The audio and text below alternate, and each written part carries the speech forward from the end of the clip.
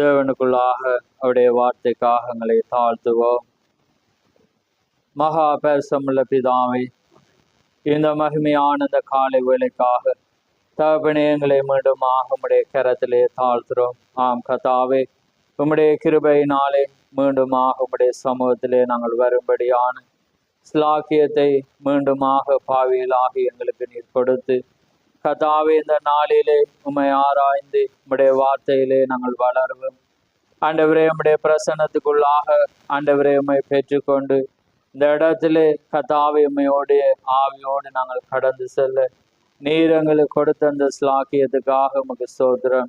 ஆம் கர்த்தாவே, நிச்சயமாக இருதயங்களை ஆராய்ந்தருகிற தேவன், இந்த வேளையிலே எங்களை அறிந்த தேவன், நிச்சயமாக உம்முடைய வார்த்தை கூடாக எங்களை நீர் வழி நடத்தி கர்த்தாவே, இந்த காலத்துக்கு ஏற்ற செய்தியை நாங்கள் இன்னும் உம்முடைய பிரசன்னத்துக்கூடாக கண்டுகொண்டு கர்த்தாவே, அந்த எச்சரிப்பை நாங்கள் பெற்றுக்கொண்டு உமக்குள்ளாக நெருங்கி வர நீர் கிருபை செய்யும். வந்த ஒவ்வொரு பிள்ளைகளையும் ஆசீர்வதியும். வராத ஒவ்வொருவரோடு உம்முடைய இரக்கம் கூட இருக்கட்டும். உம்முடைய சமூகத்திலே எங்கள் யாவரையும் தாழ்த்துறோம். பேச போற உதடுகளையும் கேட்கிற செவிகளை நீர் ஆசீர்வதித்து, நிச்சயமாக ஆண்டவரே உம்முடைய வார்த்தை ஒன்று மகிமைப்படவும், உம்முடைய வார்த்தை ஒன்று எங்கள் வாயிலிருந்து வரவும், உம்முடைய வார்த்தை ஒன்று காதுகளுக்கூடாக ஊடுருவும் நீ செய்ய போற அந்த கிருபைக்காக உமக்கு ஸ்தோத்திரம். இந்த ஸ்தலத்தை உம்முடைய கரத்தில் ஒப்பு கொடுக்கிறோம். யாவை உம்முடைய சமூகத்திலே தாழ்த்தி இயேசு கிறிஸ்துவின் நாமத்தில் கேட்கிறோம். ஆமென், ஆமென். நாங்கள் நின்ற வண்ணமாகவே யோவேல் அதிகாரத்துக்கு நாங்கள் திருப்புவோம். யோவேல் 2ஆம் அதிகாரம், அதிலே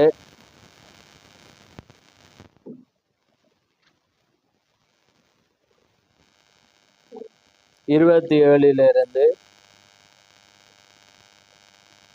31 மட்டும் நாங்கள் வாசிப்போம். நான் வாசிக்கிறேன்.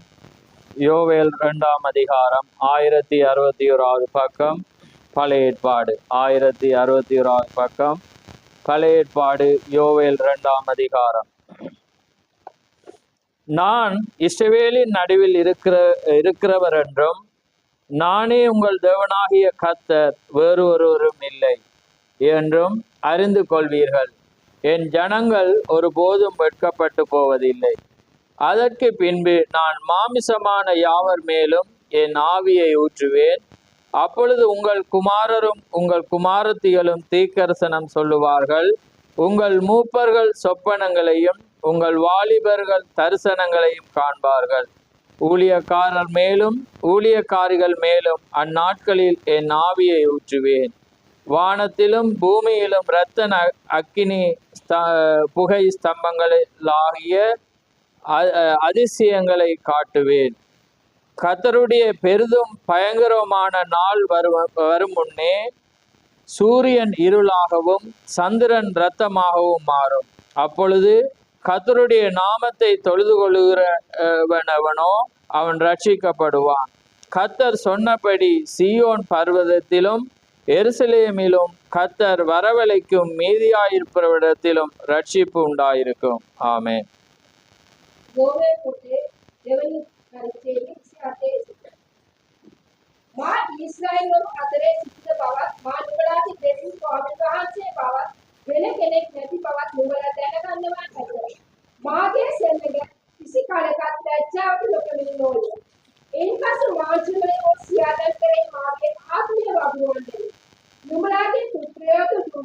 අනාගත වාක්‍යය කියනවාද නුඹලාගේ මහල්ලෝ ස්වප්න දකින්නෝය. නුඹලාගේ යෞවනයේ දාසිනේ පෙරේවා ඇත. ඒ දවස්වලදී දාසියන් සහ දාසියන් කෙරේ පවා මාගේ ආත්මය රඳවන්නේ. තවද අහසෙහි පොළොවේ පුදුම එනම් වේද ගීත තුන් කන්ද පෙන්වන්නේ. ස්වාමීන් වහන්සේගේ මහත් වූ භයානක වූ දවසක අදිනේ පාළුවේ ඉර අඳුරවන්නේය, අඳ ලේවන්නේය. තවද ස්වාමීන් වහන්සේගේ නාමයේ කිය යාඥා කරන කවුරු ගැලවෙනවා ඇත. මක්නිසාද ස්වාමීන් වහන්සේ ඉන්දෙස ගැලවෙන අය ඉතිරි අය අතරේ ස්වාමීන් වහන්සේ කැඳවන අයද සීයෝන් කන්දේ දෙරිසලේ සිටිනවා ඇත. ஆமென். ஆமென். நாங்கள் இன்னொரு பகுதி அப்போஸ்தலர் 2ஆம் அதிகாரம் அதிலே 16, 17 நாங்கள் வாசிப்போம். அப்போஸ்தலர் 2ஆம் அதிகாரம் 16, 17 நான் வாசிக்கிறேன். தீர்க்கதரிசியாகிய யோவேலினால் உரைக்கப்பட்டபடியே இது நடந்தேறுகிறது. கடைசி நாட்களில் நான் மாமிசமான யாவர் மேலும் என் ஆவியை ஊற்றுவேன். அப்பொழுது உங்கள் குமாரரும் உங்கள் குமாரத்திகளும் தீர்க்கதரிசனம் சொல்லுவார்கள். உங்கள் வாலிபர்கள் தரிசனம் அடைவார்கள். உங்கள் மூப்பர்கள் சொப்பனங்களை காண்பார்கள். ஆமென். නමුත් මේවනයි අනාගත වර්තමාන යෝවේ අදපණගෙන කියනකට කාර්යය. කෙසේ දෙයක් අන්තිමේ දවස්වලදී මාගේ ආත්මය සියලු මනුෂ්‍යයන් පිටවන්නේ නුඹලාගේ පුත්‍රයන් දුවරු අනාගත වාක්‍ය කියනෝය. නුඹලාගේ කතාවලියෝ දර්ශන දකින්නෝය. නුඹලාගේ මහල්ලන්ට ස්වප්න දකිනවා. ආමේන්. ஆமென். யாவரும் அமர்ந்திருங்கள்.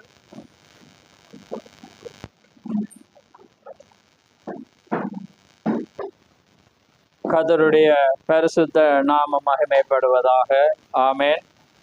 இந்த அருமையான நாளிலே நான் ஒரு செய்தியின் தலையங்கத்தை கொடுக்க விரும்புகிறேன்.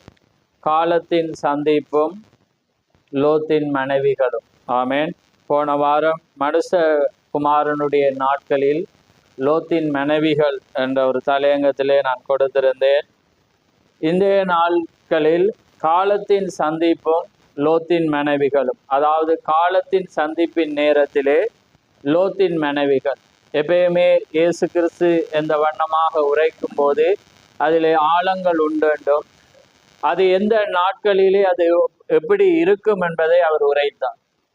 அவர் தன்னை ஒரு மனுஷகுமாரனாக வெளிப்படுகிற நாட்களிலே அந்த காரியத்தை குறித்து அந்த காலம் லோத்தின் மனைவி போல இருக்கும் என்று சொல்லாமல் அந்த நாட்கள், அதாவது வரப்போற நாட்களிலே அவர் மீண்டுமாக வார்த்தையாக, அதாவது மனுஷகுமாரன் என்பது தேவனுடைய வார்த்தை. அன்றைக்கு இயேசு கிறிஸ்து வார்த்தை மாமிசமானது. அன்றைக்கு ஆதியில வார்த்தை இருந்தது. அந்த வார்த்தை மாமிசமாகி அங்கே அவருக்குள்ளே வாசம் பண்ணின வேளையிலே மாமிசமும் வார்த்தையும் ஒன்றாயிருந்தது. ஆனா மீண்டுமாக அவர் மனுஷகுமாரனாக வெளிப்படணும் மாமிச சரீரத்திலே என்று வரும்போது அவர் ஒரு பிரணாமுடைய மாமிச சரீரமும் வார்த்தையும் உள்ளே வருகிறது.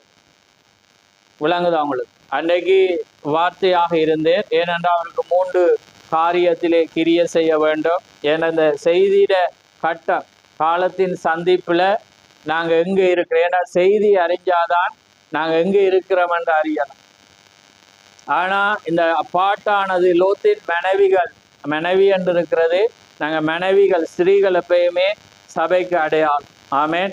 அந்த ஸ்திரீகள் சபைக்கு அடையாளமாயிருக்கிறபடியினால் இன்றைக்கு நாங்கள் ஒரே சரீரமான சபையாயிருந்தாலும் அநேக அங்கத்தினவர்கள். அதனாலே இன்றைக்கு மனைவிகள் என்ற ஒரு பொருளை நான் கொண்டு வார். அதனாலே இன்றைக்கு காலத்தின் சந்திப்புல தேவன் வந்த பிற்பாடு நீங்க எந்த கிரியையில காண்பிக்கிறீங்க? ஆனா நீங்க வந்தா எவ்வளவு தூரம் தூதர்கள் ஒன்றை மட்டும் நீங்க செய்தியில விளங்கி கொள்ளுங்க. இந்த காலத்தின் சந்திப்பு என்ற செய்தி இருந்தாலோ அல்லது 7 முத்திரை நிறைய இருந்தாலும் நீங்க படிக்கலாம். நீங்க தூதர்கள் அல்லது மனிதர்கள், இப்போ ஆபிரகாம் அல்லது லோத்து அப்படி எலியா ஏனோக்கு என்று பார்க்கல நீங்க ஒரு வினோத சித்திரம்கிறார். அவங்களும் உங்களை போல என்ன போல ஒரு மனிதர்கள். தூதர்கள் என்பது செய்தியாளர்களாய் அந்த தூதர்கள் வானத்து அங்கே உருவம் கொண்டு வந்து லோத்தை இழுக்கலாம். ஆபிரகாமை சந்திக்கும் போது வானத்தின் சரீரத்தை கொண்டு இழுக்கலாம். எங்களை போல மாமிச சரீரம் 100க்கு 100 மாமிச சரீரத்துல தான் அவங்க பூமியில வந்தாங்க. அன்றைக்கு தேவன் எப்படி வந்தாரோ அதே வண்ணமாக நீங்க கவனிங்க. அப்ப அதனால இந்த காலத்திலும் தேவன் ஒரு சந்திப்பின் வேளையில உங்களை வெளியே அழைப்பார். ஆமென். ஏன்னா எப்பயுமே அவர் அழைக்காம உங்களை அவர் எச்சரித்து அவர் ஆக்கினைக்கு தீர்க்க மாட்டார். அதான் தீர்க்க செய்தி ஒன்றை கொடுத்திருக்க. தேவன் எப்பொழுதும் எச்சரிக்காமல் நியாயம் தீர்க்கிறவர் அல்ல. அவர் எச்சரித்த பின்பே அவர் நியாயம் தீர்க்கிற தேவனாயிருக்கிறார். ஆமென். அப்ப பாருங்க, இந்த சந்திப்புகளை அறிஞ்சாதான் நாங்க ஒரு பயபக்தியோடு வருவோம். இல்லாட்டி நாங்க உலகத்தோட தான் ஓடுவோம்டா அது கஷ்டமான காரியம். ஆனா வார்த்தை உங்களோட ஒப்புரவாக, நான் உங்களோட ஒப்புரவாகும். ஆனா வார்த்தை எப்பயுமே ஒப்புரவாகாது. அப்ப அந்த வார்த்தை வரும்போது நான் இந்த இடத்துல தான் நான் உங்களோட ஒப்புரவாகாம நாளைக்கு நீங்க நாளைக்கு என்ன இதை முடிஞ்சோட கையை தந்து கதைச்சா நானும் உங்களை போலதான் நான் கதைப்பேன். ஆமே, உங்களை போல நேசிப்பேன், உங்களை போல நடப்பேன். ஆனா அந்த செய்தி வார்த்தை எப்பயுமே அது இருபுறம், என்னையும் வெட்டி உங்களையும் வெட்டி, அது யாரோடையும் ஒப்புரவாகாது. நீங்க அப்படி நடந்தாதான் நீங்களும் நானும் போக முடியும். அதனால உங்களை போல நானும் ஒரு மனிதன், இங்க இருந்து வர்ற வார்த்தையை வச்சு நீங்க என்ன கேவலப்படுத்துறாங்க, நீங்க என்ன அவமதிச்சிடாதீங்க, எனக்கு எதிராக பேசிடாதீங்க. ஆமே, உங்களை போல நானும் ஒரு மனிதன், நீங்களும் இந்த இடத்துல உங்களுக்கு ஒரு ஸ்தானத்தை தேவன் தந்திருந்தா நீங்களும் அதை தான் பேசுவீங்க, தேவனால் அழைக்கப்பட்டிருந்தா. விளங்குதான்? இன்றைக்கு எனக்கு அந்த தருணத்தை தந்தபடியினால நான் வார்த்தையை பேசு, மற்றும்படி நீங்களும் நானும் சமன் தான். ஆமே, அதுல மாற்று கருத்து இல்லை. அதனால அந்த கருத்தை வச்சு நீங்க என்ன தூசிச்சிடாது. அது தூசிச்சா அது வார்த்தைக்கு என்ன, நாங்க மறைஞ்சு வார்த்தைக்கு எதிராக டிரெக்டா போயிருவீங்க அங்க. ஆமே, ஏனென்றால் நியாயத்தீர்ப்பானது எப்பயுமே தேவனுடைய வீட்டில் ஆரம்பிக்கிறது. புரியுதா உங்களுக்கு? ஏன்னா உங்களை நான் ஒரு சிந்தைக்கு கொண்டு வர நான் பேசி கொண்டிருக்கிறேன், நீங்க என்ன விரோதிக்க, ஏன்னா நான் ஒப்புரவாகாத வார்த்தையை பேச நான் விரும்புறேன். ஆமே, ஆனா நான் உங்களோட ஒப்புரவான், நீங்க 100% உங்களோட பாவத்துக்கல்ல, உங்களோட நான் நீங்களும் ஐம்புலங்களை கொண்ட ஒரு மனிதர்களாக இருக்கிறோம்.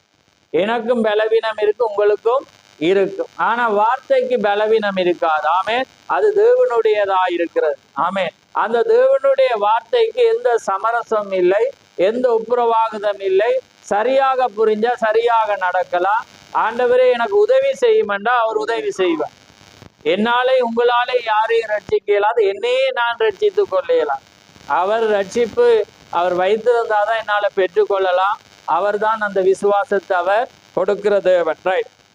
அப்ப பாருங்க, இந்த காலத்தின் செய்தி சந்திப்பை நீங்க அறிஞ்சாதான் நீங்க அறியலாம். ஏன்னா இன்னைக்கு பரியாசக்காரர்கள் பல காரியங்கள் எழும்பும். ஆமே, இன்னைக்கு நாங்க போன மிருகத்தின் சொரூபத்தை நாங்க பார்க்கும்போது அது எவ்வளவு அழகாக பொருந்துற வேளையில ஏன்னா அந்த காரியமானது தேவன் அதுதான் என்று வைப்பாராண்டா நாங்க எந்த முடிவு. ஆனா தீர்க்கதரிசனம் துல்லியமாக அது நிறைவேறினது. ஆமேன். ஆனா அது எப்ப, எந்த வருடம் அல்லது இன்னொரு காரியமா என்பது எங்களுக்கு தெரியாது. ஆமேன். அந்த வருடங்களை காண தீர்க்கதரிசனமானது துல்லியமாக அது நிறைவேறினது. அப்ப அதை எச்சரிப்பது நம்முடைய கடமையாக இருக்கிறது. அது 100% உண்மையான ஒரு காரியமாக இருக்கிறது. அப்படி இருக்கும்போது இன்றைக்கு எங்களுடைய கிரியைகள் நாங்க எந்த வண்ணமாக ஒரு அசட்டையான ஒரு காரியத்தோடு தேவ சமூகத்தை நான் அதான் பார்த்தேன், செய்தியை விளங்குதா. ஏன்னா நான் எப்பயுமே நான் பொதுவான அறிவித்தல் கொடுத்தாலும் உங்களுக்கு வித்தியாசமா விளங்குறது இருக்கு. ஏன்னா அதை அப்படியான்ற மாதிரி நீங்க என்ன செய்வீங்க, கேட்பீங்க. அப்ப செய்தி நீங்க பரிசுத்த ஆவியை கொண்டு அந்த வார்த்தையோடு நீங்க கேட்ச் பண்ணி எந்த ஆவிக்குள்ள நீங்க நுழையாட்டி நீங்க அது தவறா போகும். ஆமேன். எப்பயுமே உங்களுக்கு உரிமை இருக்கிறது. ஏனென்றால் நீங்க முடிஞ்சோன்னு இப்படி காரியத்தை கேட்கறது. ஏண்டா இப்ப நாங்க நிப்பாட்டி பேசுவோம். ஆனா பரிசுத்தாவி பேசுவக்குள்ள நிப்பாட்ட மாட்டோம்.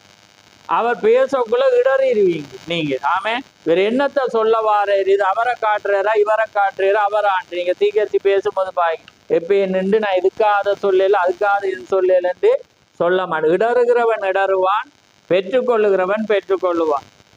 புரியுதா உங்களுக்கு? ஆனா நாங்க உங்களுக்கு உதவி செய்கிறோம், ஆனா அது தவறு. ஆமே, அதனால அப்படியாக நான் போக விரும்புறேன்.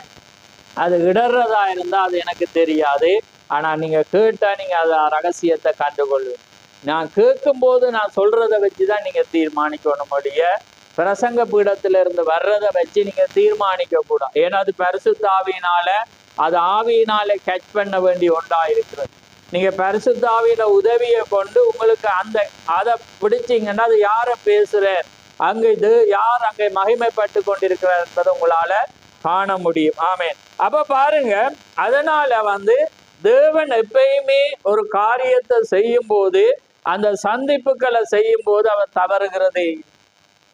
அவர் எப்பயுமே மாறாத தேவன். அப்ப பாருங்க, அன்றைக்கு ஆதியில அவர் எப்படி இருந்தார், அந்த யோவான் சொல்லுது, அவர் வார்த்தையா இருந்து அந்த வார்த்தை என்னவா மாறிச்சு, மாமிசமா மாறுற வேளையில அந்த மாமிசத்துக்குள்ள வார்த்தை இருந்துச்சு. அப்ப தேவனும் வார்த்தை. ஆனா அப்ப அவர் யாரு? மனுஷகுமாரன், தாவீதின் குமாரன், தேவகுமார். புரியுதா உங்களுக்கு? இப்ப 3 கட்டம். அப்ப அன்னைக்கு அவர் இயேசு கிறிஸ்து ஒரு தீர்க்கதரிசியா வரும்போது அவர் ஒரு மனுஷகுமாரனாக அந்த காலத்தின் சந்திப்புக்காக நான் பேசி கொண்டிருக்காம. ஏனென்றா இன்னைக்கு இந்த காலத்தை நீங்க அறியும். அப்ப அன்னைக்கு என்ன நடந்துச்சு? அதே மாமிசத்துல வெளிப்பட்ட மாதிரி அதே வண்ணமாக அவர் மீண்டும் என்ன செய்யணும்? மாமிசத்துல தான் வெளிப்படும். ஆனா அந்த கட்டத்துக்குள்ள என்ன வரணும்? இந்த இதுக்குள்ள எங்க வரணும்? வார்த்தை வரும். அதான் இந்த கால 7 முத்திரையில் அவர் பிரசங்கிக்கும் போது வார்த்தை மனுஷகுமாரன் என்பது வார்த்தையா இருக்கிறார். விளங்குதா உங்களுக்கு? அதே மாமிசம் என்றால் தவறி போய் விளங்கல. அதுக்காக தான் நீங்க சின்ன பிள்ளையா இருந்து அதுல குழம்ப கூடாண்டுதான் தேவன் என்ன செஞ்சு எந்த கலப்பணமற்ற பிறப்பு இல்லாமே வந்து காட்டின். அங்கேயும் ஒரு கலப்பு இருந்திருந்தா அன்றைக்கு அச்சாறு இல்ல என்ன ரசம்னு தான் சொல்ல வேண்டி வந்திருக்கு. ஏன்னா இன்றைக்கு தெளிவான ஒரு பிறப்புல வரக்குள்ளேயே எங்களுக்கு ஒரு டவுட் வருதுண்டா. ஆனா சரியான காரியத்தை அங்க இயேசுவென்று வரக்குள்ள அவர் கலப்படமற்றவராக வந்தார். அப்ப அதுக்குள்ள வந்து அந்த தேவனுடைய சரீரமும் வார்த்தையும் பிதாவினுடைய சித்தம். வார்த்தை என்பது பிதா இயேசு கிறிஸ்து சித்தமாக வச்சது. அந்த சித்த வார்த்தை இவருக்குள்ள வந்துச்சு. ஏன்னா இவருக்கு ஒரு கேரக்டர் இருந்து. ஆனா மீண்டுமாக கடைசி நாட்கள்ல மனுஷகுமாரன் வெளிப்படுவார். அப்ப அவர் வெளிப்படுகிற வேளையில் எப்படி வெளிப்படையிலும் திரும்ப ஒரு மரியாதை தேடி வரையலாது, திரும்ப ஒரு மாமிசத்துலதான் அவர் வரும். அப்ப அந்த மாமிசத்துக்குள்ள என்னத்தை வைக்கிறேன்? அவர் ஆவியை வச்சு வார்த்தையை வச்சு அவர் வர்றது. அப்ப வரக்குள்ள மனுஷகுமாரன் என்பது இவர் இல்லாம எதுவா மாறுது? மனுஷகுமாரன் வார்த்தையா வருது. விளங்கிட்டு அவங்களுக்கு அந்த பாயிண்ட், சரியான பாயிண்ட் விளங்குது அவங்களுக்கு. அதுலதான் ஏன்னா பார்க்கக்குள்ள அவரை சொல்றதுல தவறு இல்லாத மாதிரி இருக்கும். ஆனா அதுல சின்ன ஒரு நுட்பம் இருக்கு. ஏன்னா அவர் திரும்ப அதே மாதிரி வரையலாம். ஏன்னா அவர் எப்பயுமே வார்த்தையை காத்து கொள்ளுகிற தேவன். அப்ப அதனாலதான் அந்த வார்த்தை இப்ப நாங்கண்டா உணர்ச்சி வசப்பட்டு ஏதாவது செஞ்சிருப்போம். ஏன்னா அப்ப அவரை வந்து அந்த டைமை பார்த்தோன்னே இவர் தான் ராஜாண்டு என்ன செஞ்சாங்க? இழுத்து கொண்டு ஆளை கதிரையில உட்கார வைக்கும். இவன் ஜம்ப் பண்ணி ஓடிச்சு. ஏனண்டா நிறைய வார்த்தை நிறைவேறும். அவர் கல்வாரிக்கு போகணும், ஏன்னா காரித்து போகணும், ஜூதாஸ் காட்டி கொடுக்கணும், கையுடையணும், காலுடையணும், என முள்முடி என்ன செய்யணும்? சூட்டப்படணும். சரி, கையுடையிற கால குத்தோணுமா? அதான் தான் பரிசுத்தாவி. இப்ப டக்கடக்கான இல்லாட்டி நீங்க இவர் இப்பதான் சொல்லுவோம், என் எலும்புகளில் ஒன்றும் முறிக்கப்படும். அப்ப பரிசுத்தாவி இருந்தாதான் நான் பிறர் இதை தான் சொல்ல வந்தவர். ஆனா அது டச் ஆகிட்டேன். இப்ப எனக்கு டக்குன்னு ஞாபகம் வந்தபடியே தப்பிட்டேன். விளங்குதா? இல்லாட்டி அது ஒரு குறையா முடிஞ்சிடும். ரைட்டா? விளங்குதா உங்களுக்கு?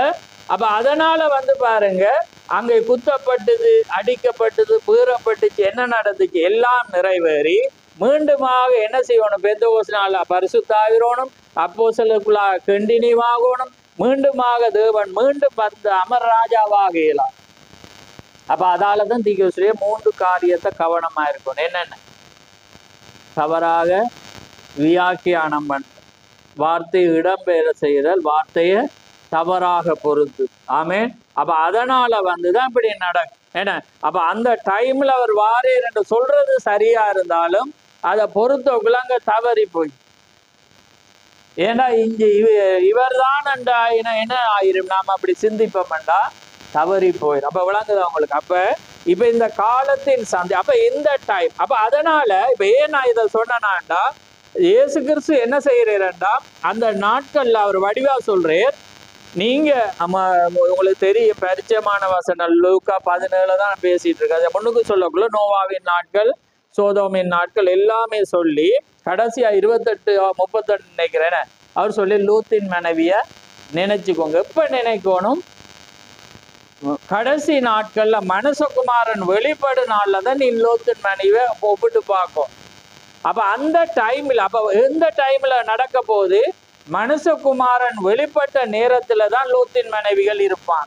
ஆமே, மனைவி. அப்ப அன்றைக்கு பாருங்க, அந்த காலத்தின் சந்திப்புல தேவன் வந்து தூதர்கள் போய் வலுக்கட்டாயமாக இழுத்து வெளியே கொண்டு அந்த டைம்ல ஒருவன் பின்னிட்டு பாக்குறான்டா, அவனை போல நம்ம என்ன சொல்லுவோம்? இயேசு கிறிஸ்து அடே இவன் தேவன் வந்த வேளையில முட்டாளா இருக்கிறான், என நோவானால அவ்வளோ புயலையை கட்டிட்டு கூப்பிடுறானே போயாவது இருக்கலாம் தானே, எவ்வளவு முட்டாள். ஆனா இன்னைக்கு நீங்க முட்டாளா தான் இருக்கிறீங்க. ஆமே, இன்னைக்கு நிறைய முட்டாள்கள் இருக்கிறீங்க. இல்லாட்டி நீங்க அந்த காலத்தின் சந்திப்பை நீங்க அறிஞ்சிருந்தா தவண்டாவது என்ன செய்வீங்க, தேவனை தேடுவீங்க.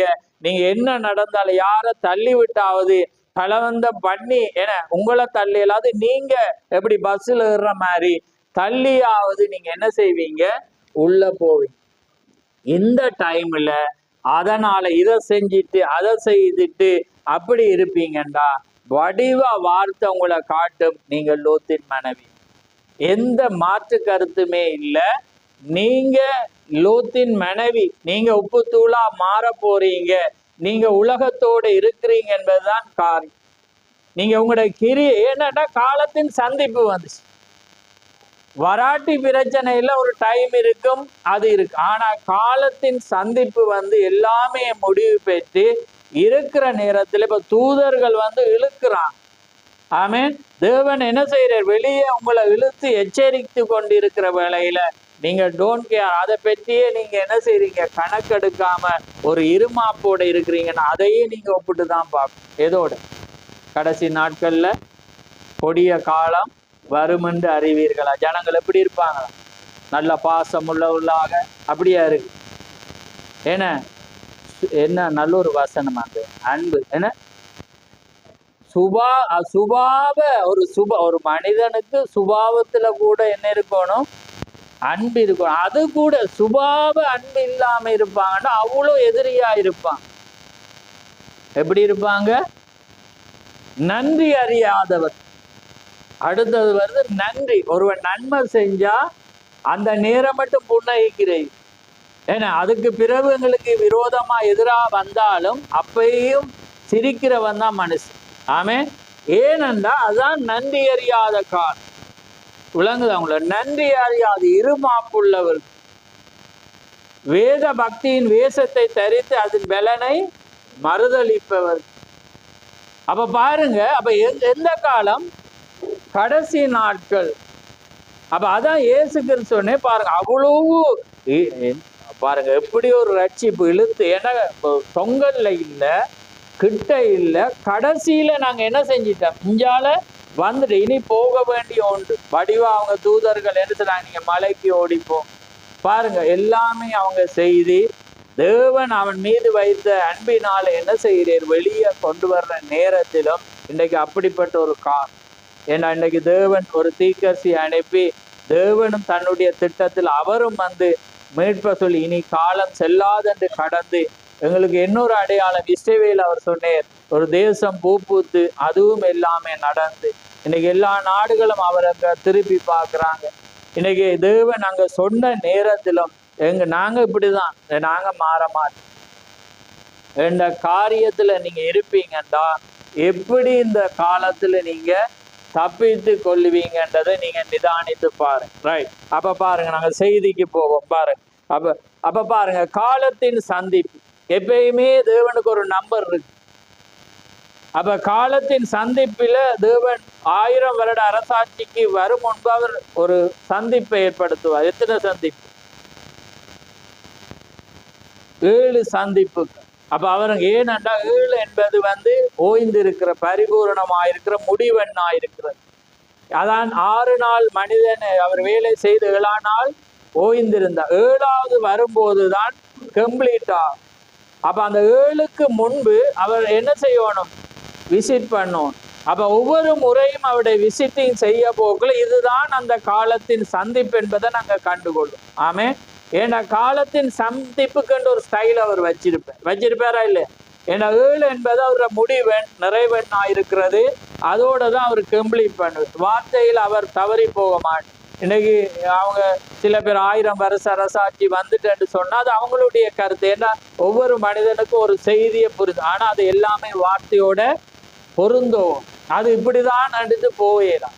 ஏன்னா வார்த்தை தெளிவாகி தீர்க்கதரிசி தெளிவாக்கின பிற்பாடு அதுக்கு பிறகு ஒன்றுமே இல்லை.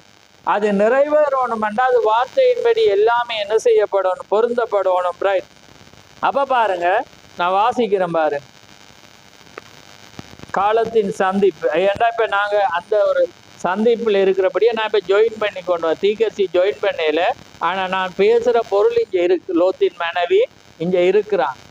ஏன்னா அதை தலையங்கம் வந்து ஒரு அட்ராக்ஷனாக இருந்தது. ஏன்னா அதை எடுத்தாதான் நம்ம அதை என்ன செய்யலாம், இங்கே கொண்டு வந்து பொருத்தலாம். ரைட்.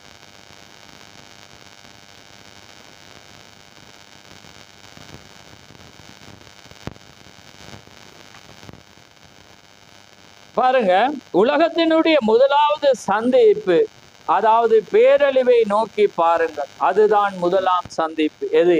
நோவாவுடைய நாள். ஆமேன். அதுதான் உலகத்தினுடைய முதலாவது பேரழிவை நோக்கி பாருங்கள், அதுதான் முதலாம். தேவன் உலகத்தை உண்டாக்கி மனிதனை பூமியின் மேல் வைத்து பிறகு மக்கள் பெரிய பட்டணங்களை கட்ட தொடங்கினார்கள் என்று வேதம் கூறுகிறது. அப்பொழுது உலகத்தின் மகத்தான கட்டடமான பணிகள் நடைபெற்றன. அப்ப பாருங்க, அந்த டைமை சொல்றேன். இப்ப நான் அந்த எப்படி அந்த காரியம் வருதுன்ட்டு இப்ப பொருத்த போனா அந்த மிருகத்தின் அடிச்சுவட பார்த்தீங்கன்னா நல்ல அழகாக பொருந்தும். அதை தான் நான் எடுக்க இருந்தேன். நான் இப்ப இந்த காலத்துல தொடரா வந்தபடினா நான் போறேன். ஏனண்டா இன்னைக்கு நீங்க உலக தொடர்புக்குள்ள உலகத்தோட இல்லை, பொதுவான காரியத்தை நீங்க சர்ச் பண்ணி ஆவியில காலத்தை வச்சு நீங்க பார்த்துட்டு போனீங்கன்னா இன்னைக்கு தொழில்நுட்பத்திலே வந்து இன்னைக்கு விஞ்ஞானமானது கட்டிடத்துறையில வந்து அவ்வளோ ஒரு வளர்ச்சி அடைந்து இன்னைக்கு சைனாவை பார்த்தீங்கன்னா நீங்க ஒரு வீடியோ பார்த்தண்டாலே உங்களுக்கு தலை சுத்து. ஒரு இயற்கைக்கு மேம்பட்டது, மனிதனால் கற்பனைக்கே சிந்திக்க முடியாத அளவு வானளவு உயரத்துல வந்து மலையை தொடர்ந்து குடைஞ்சு கட்டுறாங்க. பார்த்தீங்கன்னா எல்லாமே அந்த கார். நீங்க சர்ப்பத்தின் அடிச்சுவடுக்கு போய் பார்த்தீங்கன்னா தீகை பிரசங்கிக்கிற வேலையில அது எந்த சந்ததியில இருந்து வந்து அவங்க எப்படி அந்த கட்டிட நிபுணர்களாக இரும்பு செப்பு எல்லாமே பிரிக்கிறவங்களா யார் இருந்தீங்கன்னா அந்த 3 சந்ததியில பார்க்கணும். ஆட்டோமேட்டிக்கா நாடு அப்படியே என்ன செய்ய வேண்டாம், சேம் காம் யாப்பேத்து கூடாக தான் பூமி என்ன செய்யப்பட்டுச்சு, வகுக்கப்பட்டு வரக்குள்ள அந்த விஞ்ஞானம் எப்படி வருது என்று பார்க்கக்குள்ள நீங்க அழகாக பார்க்கல. இப்ப நான் இந்த காலத்தின் சந்திப்புல தீக்கரிசி அப்படியே சொல்றேன். பாருங்க குமாரன் வரும்போது பாருங்க அவர்கள் பாருங்க பூமியின் மேல் வைத்த பிறகு மக்கள் பெரிய பட்டணங்களை கட்ட தொடங்கினார்கள் என்று வேதம் கூறுகிறது. அப்பொழுது உலகத்திலே மகத்தான கட்டுமான பணிகள் நடைபெற்றன. இன்னைக்கு பார்த்தீங்கன்னா சிட்டி எல்லாமே கடலுக்குள்ள, ஏன்னா எல்லாமே கடலு கீழே, ஏன்னா அன்னைக்கு சைனாட வேணுமென்ற இன்னைக்கு சர்ச் பண்ணி பாருங்க, அவங்களோட நம்பவே இல்லை, நம்ப முடியாது. ஆனாலும் உண்மைன்னு தீக்கசி எடுத்த மாதிரி அவன் அந்த பொதுவான காரியத்துல செய்கிறான். ஆனா தேவன் வந்து நம்ப முடியாது, ஆனால் உண்மை அது எல்லாத்தையும் தாண்டின. ஆமே, சிருஷ்டிக்க கூடியது, அவனால சிருஷ்டிக்க இயலாது, அவன் பொருளை வச்சு அவன் செய்கிறான். ஆனா அதையும் தாண்டி எல்லா பரிமாணத்தை தாண்டி செய்யறதுதான் தேவனுடைய கிரியா இருக்கிறது. ஆமே. மேலும் நாம் வாழும் இந்நாட்களில் கட்டிடங்களை நோக்கி பாருங்கள், மக்கள் பூமியின் மேல் பலுகி பெருகினார்கள் என்று கூறப்பட்டிருக்கு. இப்போது நம்முடைய இந்த சிறிய பட்டத்தின் நிலையை ஒப்பிட்டு பார்ப்போமானால் சில வருடங்களுக்கு முன்பாக 14,000 இருந்தன, இன்றைக்கு 27,000க்கு மேலாக இருக்கின்றன. சொல்ல போனால் உங்களால் இனி முயல்களை கூட வேட்டையாடுவதற்கு போதிய இடம் இல்லாமல் இருக்கக்கூடும். எல்லா இடங்களிலும் வீடு கட்டும் பணி நடந்து கொண்டிருக்கிறது. அது சரிதான். கட்டிடங்கள் அதிகரித்து கொண்டு பெருகி கொண்டு இருக்கிறது. ஏனண்டா இந்த நீங்க என்னோட கவனிங்க, நான் இதெல்லாம் கொண்டு வந்து முடிக்க இயலாது. ஆனா பாத்தீங்கன்னா இந்த 7 சந்திப்பு 6 தான் நாங்க பார்ப்போம். இந்த 6 சந்திப்புலயும் பாத்தீங்கன்னா ஒவ்வொரு சந்திப்புக்கும் அந்த அங்க நடந்தது இங்க நடக்கு. நீங்க அதை தான் இங்க பார்க்கும். ஏன்னா ஒவ்வொரு சந்திப்பின் வேளையில, ஏன்னா தேவன் வந்து எப்பயுமே முதல்ல எதை செய்தாரோ அதை தான் இப்ப செய்வோம். அந்த நேரத்துல தேவன் எப்படி ஒரு காரியத்தை செய்யறாரோ அதே அப்படியே வருது. அதனாலதான் அவர் நோவாடையும் சோதோமுடையும் வார். ஏன்னா அதுவும் ஒரு கட்டம், அந்த ஒரு சந்திப்புல உண்டு. அப்ப அதுல பார்க்கக்குள்ள பாருங்க, அப்படி எல்லாமே அந்த காரியம். இன்றைக்கு இந்த காலத்தை பார்க்கக்குள்ள நீங்க இலங்கையை பொறுத்தவரை காணாம இருக்கலாம். ஆனா நீங்க உலகத்தை நோக்கி பார்த்தீங்கன்னா இன்றைக்கு எல்லாமே இன்றைக்கு பூமியை வச்சு அதிகரிக்கிறதுக்கு தேவனுக்கு தெரியும். ஏன்னா அவங்க கீழே இருக்கிறது எல்லாமே தோண்டி எடுப்பாங்கன்னு தெரிஞ்சுதான் தேவன் என்ன செய்து அதை செய்யற வேளையில எல்லாமே கட்ட பூமி தன்னுடைய நிலையில மாறுறத நாங்க பார்க்கிறோம். அவர்கள் பலுகி பெருகி ஆரம்பித்த போது யாவும் பொல்லாங்கான காரியங்களால் உள்ளே புகுந்தது என்றார். அதுவே நாம் சாலையில் முடிவில் இருக்கிறோம் என்பதற்கு மிக பெரிய அடையாள பலகையாய் ஒன்றாயிருக்கிறது. மகத்தான அடையாளங்கள் இதுவும் ஒன்று. ஆமே. அப்ப பாருங்க, அந்த காலத்தில் நிம்ரோத் என்னும் பெயர் கொண்ட ஒரு மனிதன் பாபிலோன் என்னும் பெரிய பட்டணங்களை கட்டி அதை சுற்றி இருக்கிற எல்லா பட்டணங்களும் கூட்டமைப்பினால் இணைத்தான். அதன்படி அவைகள் எல்லாமே சேர்ந்து ஒரு பெரிய பட்டணங்கள் ஆயின. அதுவே பாபிலோன் ஆயிற்று. தேவன் அந்த உலகை கட்டமைப்பை அவர் அவ்வாறாகவே அவ்வளவாக அவர் என்ன செய்தார்? வெறுத்தார். அவங்க என்ன செஞ்சாங்க? அந்த கட்டம், அதான் இந்த மிருகத்தின் முத்திரை என்பது. ஏனென்றா நமக்கு ஒரு பெரிய ஒன்றை செய்வோம், நாம் எல்லாமும் ஒரே சிந்தைக்குள்ள நம்ம ஒரே நாணயத்தை பெறுவோம், ஒரே தலைவனுக்குள்ளாக வருவோம் என்றக்குள்ள என்ன செய்யறான்? பிசாசு தந்திரமாக பொறி தேவனுடைய ஆலயத்தில் தேவன் போல, ஏன்னா தேவனுடைய ஆலயம் என்று எது வேதம் வர்ணிக்குது? எருசலேம் தான். ஆமென். அப்ப உங்களோட ஆலயத்தில் அவன் இருக்கலாம். இன்றைக்கு ஆவிக்குரிய ஆலயத்துல நீங்களே தேவனுடைய அதை சொல்லல வேதம். அவங்க என்ன சொல்றாங்க? தேவனுடைய ஆலயத்துல தேவன் போல இருப்பான். அப்ப ஏற்கனவே தேவனுடைய பிரதி குரு என்றக்குள்ள எருசலேமுக்கு போனான்னா இன்னும் அவனுக்கு எப்படி இருக்கு? இப்பயே ஜனங்கள் ஒரு பெரிய வரத்துக்காக நிக்கிற மாதிரி, அவர் ஆசீர்வாதத்துக்கு நிக்க என்ன செய்யறாங்க? அவ்வளவு தவம் கிடக்குறான். ஆனா அங்க போயிட்டாண்டா அது இப்ப எல்லா விட போனது. ஏன்னா அங்கிருந்து தரத்தி அடிக்கப்பட்டவனும் எருசலேம்ல இருந்து என்ன தீத்து ராயன் எரிச்ச பிற்பாடு அவன் அங்க போனான். யாருக்கு? எங்க? பாபிலோன். அதாவது எங்க? ரோமுக்கு போய் அந்த ரோம்ல இருந்து வட்டிக்கானுக்கு எடுத்து தனக்கண்டு ஒரு சிட்டி எடுத்து தனக்கண்ட ஒரு நாணயத்தை ஏற்படுத்தி தனக்கண்ட ஒரு ஆட்சி எடுத்து அங்க போப் தான் ஆட்சி. நீங்க அதை எல்லாமே வடிவமைப்பை பார்த்துருக்கிறீங்க. டீக்கரிசி அதை பிரசங்கிச்சிருக்கீங்க. இப்ப வடிவமைப்பை பார்த்தீங்கன்னா எப்படி ஏதேல இருந்து ஒரு நதி ஓடி எல்லாத்தையும் நீங்க எங்க சுத்தினாலும் நீங்க அந்த வத்திக்காண்ட அவர் அரண்மனை வாசல்ல தான் வந்து முடியும். நீங்க எப்படி வளைச்சி போனாலும் முடிவு அதுவா இருக்கு. அது ஏதேல எப்படி அந்த கட்டமைக்கப்பட்டிருந்துச்சோ அதே வண்ணமாக அவங்க செய்திருக்காங்க. அப்ப பாருங்க எப்படியான ஒரு பயங்கரமான, ஏன்னா அவங்க ரோமர் இன்றைக்கு பாத்தீங்கன்னா அவங்க இது பரலோகம் ஒரு 1000 வருட அரசாட்சி என்றுதான் அவங்க ரோமன் நினைச்சிட்டு இருக்கிறாங்க. அதே இது அவங்க மீண்டும் செய்வாங்க என்றது அவங்களுடைய விசுவாசம். இன்னைக்கு தந்திரமாக இருக்கிறாங்க. இப்ப அவங்க நல்லவங்க தான், அன்பை பற்றி பேசுவாங்க, அதை பற்றி. ஆனா தடை செய்கிறவன் எடுக்கப்படக்குள்ளதான் அவன் மிருகமா மாறும். இப்ப மட்டும் அவன் நல்லவனா இருக்கும். இப்ப மட்டும் அவன் கெட்டவனா மாற இயலாது. நீங்க இருக்க மட்டும் அவன் மாற இயலாது. ஆமே. நீங்க எடுப்படக்குள்ள, பரிசுத்தாவி எடுப்படக்குள்ள என்ன செய்யும்? அவன் மிருகமா மாறும். இப்ப நல்லதா நீங்க சொல்லுங்க, பிரதோட எந்த போக்கு தான் பொல்லாதவன் ஏன்னா இதுங்க கனெக்ட் பண்ணி பார்க்கும். அப்ப எனக்குள்ள வார்த்தையை பாரு. ஏன்னா வேதம் என்ன சொல்லுது? தடை செய்கிற நீக்கப்படும் முன்னே அந்த நாள் வராது. ஏன்னா அப்ப தடை செய்கிறவன் யாருன்னு தீக்கரிசி என்ன சொல்ற? பரிசுத்தாவி. அப்ப அந்த பரிசுத்தாவியை எடுக்கணும்னா, பரிசுத்தாவி எடுக்கப்படுதுன்னா மனவாட்டி மேல என்ன செய்யறான்? எடுக்கப்படுறான். எடுக்கப்பட்டோன்னா அவன் என்ன செய்யறான்? மிருகமா மாறுவான். அப்ப அந்த டைம் ஆனா அது எடுத்துக்கொள்ளப்படுதல் சம்பவிக்க மட்டும் என்ன செய்யாது? எடுப்படாது. அப்ப கடைசியாக வைக்கப்பட்ட ஒரே ஒரு அடையாளம் நாங்க ஒரு பூமி ஆயிடுச்சு எதிர்பார்த்து. ஏன்னா பூமி பிளக்கும். அந்த நேரத்துல தான் என்ன நடக்கும்? எடுத்துக்கொள்ளப்படுதல் ஆனது அங்கே சம்பவிக்கும் என்று நாங்க பார்க்கிறோம். ரைட். அப்ப பாருங்க, இப்பொழுது கவனிங்கள். கவனிங்க, இந்த இதை நோட் பண்ண பாருங்க. இப்பொழுது கவனிங்கள், முழு பாதாளமும் திறக்கப்படும் போது முழு பரலோகமும் திறக்கப்படும். வெள்ளம் போல் சத்துரு வந்தாலும் கர்த்தருடைய ஆவியானவர் அவனுக்கு விரோதமாய் கொடியேற்றுவார். ஆமென். ஆகவே இந்த 2 வல்லமைகளும் எப்பொழுதும் சந்திப்பிக்கலில் வெளிப்படுகின்றன. கவனிச்சிட்டீங்க? இப்ப தேவனும் வந்துட்டேரண்டா அதே நேரம் பாதாளமும் என்ன செய்யும்? திறக்கப்படும். அப்ப அதனாலதான் தேவனுடைய காரியம் திறக்கப்படும். ஐர்பாரா நதி அண்டையில 200 அசுத்தாவி என்ன செய்ய, அந்த கணம் தான் என்ன செய்யப்படுது? அது உடைக்கப்பட்டு இப்ப எல்லா மனிதருக்குள்ளாகவும் என்ன செஞ்சிட்டு அந்த ஆவி 200 கோடி ஆவி என்றக்குள்ள அது என்ன செய்யும்டா ஒவ்வொருவனுக்குள்ளாக ஒரு ஆவியா வந்து இப்ப அது என்ன செய்யறதுண்டா அது ஏன்னா அவங்க ஆதி ஏதேலே அதான் செஞ்சான். விழுந்து போன ஆவி என்ன செஞ்சிச்சு?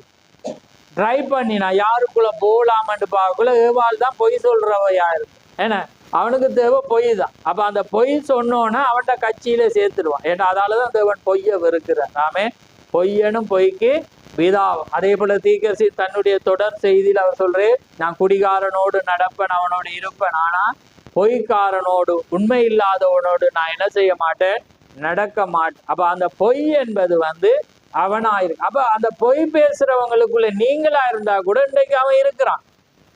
அதனாலதான் தீர்க்கதரிசி சொல்றேன், அவர் கடைசியா சர்ப்பத்தின் அடிச்சுவிட சொல்லக்குள்ள புல்லரிக்கேமா சொல்றேன்,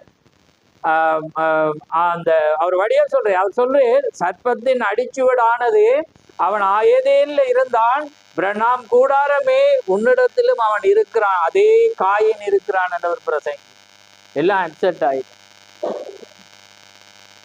ஏன்னா அவர் ஏன்னு சொல்ல அவருக்கு தெரிஞ்சுட்டு, ஏன்னா அவர் போன பிற்பாடு அவர் இருக்கும்போது அந்த அடிச்சுவட ஆரம்பிச்சு. ஏன்னா உண்மை இருக்கிற இடத்துல பிசாசு என்ன செஞ்சிடுவான், அதே காயின் அடிச்சுவடு இங்க இருப்பான். அப்ப வார்த்தையை அங்க நடந்துட்டு இருக்கும், வார்த்தை பேசப்பட்டிருக்கு, உண்மையான ஸ்தலம் இருக்கும். ஆனா காயினும் தன்னை வேலையை என்ன செய்வான், அதே ஏன்னா ஒரே நீங்க இன்னொன்று போயின்னு பாரு, தீர்க்கதரிசி பிரசங்கிக்கிறார இல்ல, ஒரே எழுப்புதல்ல ஒரு எத்தனை வருமா ரெட்டையர்களை பிறப்பி ஓமா இல்லையான்னு சொல்லுங்க. ஒரு கற்பத்துல ரெட்டை பிறவி, ஒரு கற்பம் தான். நீங்க எல்லா பொயிலையும் பாருங்க, ஒரு கற்பத்துல தான் 2 பேர். அப்ப இன்னைக்கு சபைக்குள்ள தீர்க்கதரிசி சொல்ற ஒன்றுலதான் அது இருக்கு. ஆமே நீங்க இல்லைன்னு எதிர்பார்க்க இயலாது, ஆனா அது செய்திருக்கும் நீங்க தான். ஆமே அது உங்களை ஏன்னா நீங்க 6000 வருட அனுபவம். நீங்க இப்ப முறைச்சிட்டு மிரிக்கல, முகத்தை திருப்பி இயலாது, நீங்க குனி இயலாது, நிமிர இயலாது.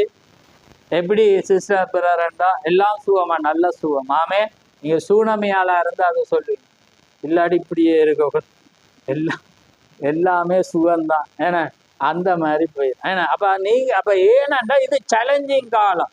ஆமே இப்ப உங்களோட கிரியை தான் நீங்க என்ன செய்ய போகுது, நீங்க யார் என்பது. ஏன்னா இது இப்ப ஃபைனல்ல தெரிஞ்சிருமே. இப்ப மார்க்ஸ் ஸ்போர்ட்ஸோ என்ன இருக்குன்னாலும் ஃபைனல்ல தெரியும் இவங்க தான் ஜெயிக்க போறான், தெரியுமா இல்லையான்னு சொல்லு.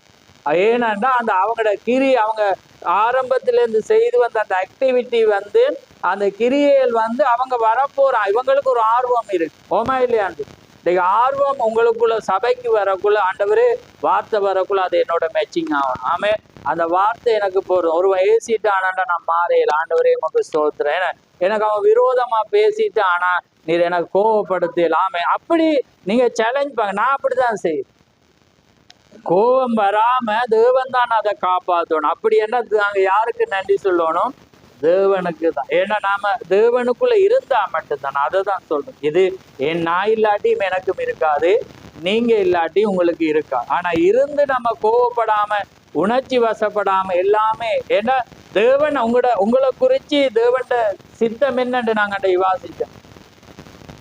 எப்பொழுதும் நீங்க சோத்திரம் செல்வதே தேவனுடைய சித்தமா இருக்கு. எதுக்கு நீங்க நன்றி சொல்லணும், நீங்க விழுந்தாலும் நன்றி சொல்லணும், எழுந்தாலும் செய்யணும், எரிஞ்சாலும் தள்ளணும், துப்பினாலும் சொல்லணும், முதுகுல குத்தினாலும் என்ன செய்யணும், நீங்க இதை தான் செய்யும். அதை தான் தாவீது செய்யும். அதாலதான் தேவன் சொல்ற, நீ என் இருதயத்துக்கு ஏற்ற தாச பாருங்க, அவர இருதயத்துக்கு ஏத்தண்டா நீங்க சொந்திச்சுப்ப. ஏன்னா அவருக்கு தெரியும் அவனுக்கு மட்டும்தான் அந்த பாரம் இருந்துச்சு. அப்ப அந்த அவனுக்கு தான் அவனுக்கு கவலை இருந்துச்சு. அதை தீர்க்கதரிசி அன்றைக்கு நான் படிச்சவனுக்குள்ள பார்த்தீங்கன்னா அது ஒரு ஆழமா போச்சு. நான் இவ்வளவு நாள் படிச்சதுலேயே ஒரு ஆழம். அவர் சொல்றேன் என்னண்டா இவனுக்கு ஒரு ஆவல். ஏன்னா அவன் நிலையை வச்சு தேவனோட ஒப்பிட்டு பார்க்கறான்.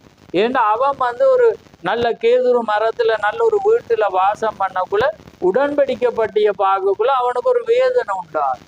என்னடா நான் நல்ல வீட்டுல இருக்கிறேன், ஆனா தேவனுடைய உடன்படிக்கை இப்படி இருக்குது. அவனுக்கு ஒரு கவலை வருது, என்னடா நான் இருக்கக்குள்ள தேவன்ட இப்படி இருக்கு.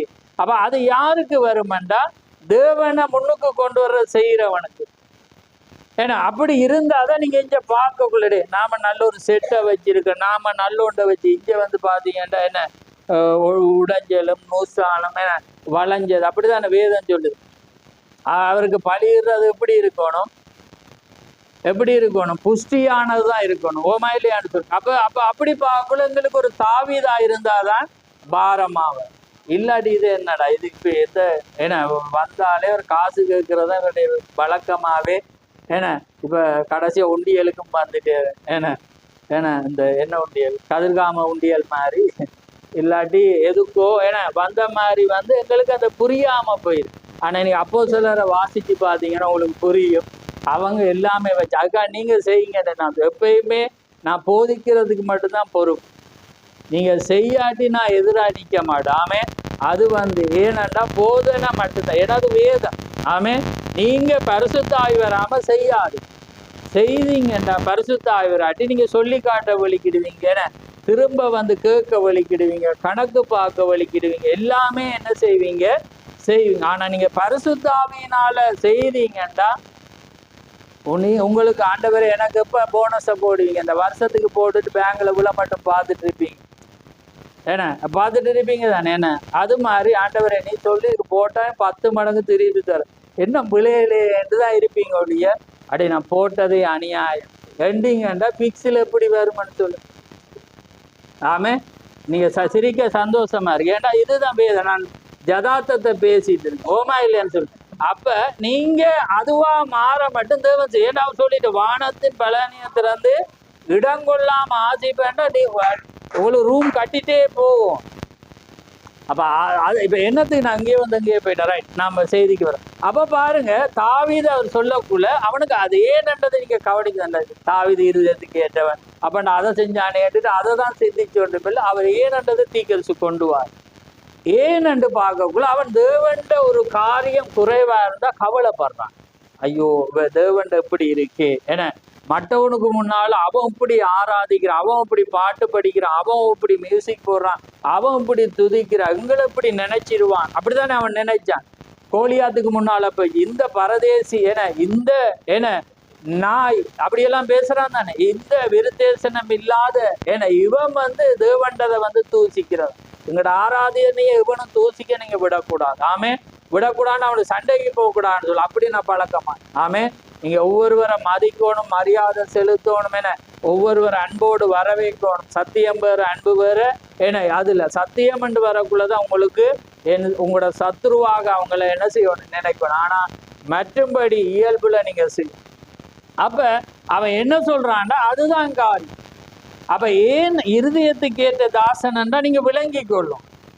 நீங்க அதை சிந்திக்காம ஆண்டவரே உமா போல மாறணும் நீ உங்களை நினைக்கிறேன்னுட்டு இங்க நடக்கிற ஓட்டையில வந்து நீங்க மூட வெளிக்கிடாம, நிர்வாணத்தை மூட வெளிக்கிடாம, அங்க ஆதியாமத்துல நடக்குதுன்னு ஒருவன் வந்து என்ன செய்யறான், நிர்வாணத்தை மூடாம பாக்குறான். ஒருவன் வந்து என்ன செய்யறான், பின்னாக வந்து டக்குன்னு அதை மூடுறான். அதுக்கு வெளிப்பாடு வேற நாங்க பேசுவோம். ஆனா அப்ப அதே போல அது கொமனா எடுத்தா சரி. கொமனா எடுக்கும் போது நீங்க எதையுமே வந்து நீங்க நடக்குதா புல நடக்கிறது நீங்க என்ன செய்யணும், மூடுகிறவங்களா இருக்கணும். அப்ப அதுதான் தேவனுடைய ஜனமாயிருக்கு. அப்ப இருதயத்துக்கு ஏற்றவனண்டா அது.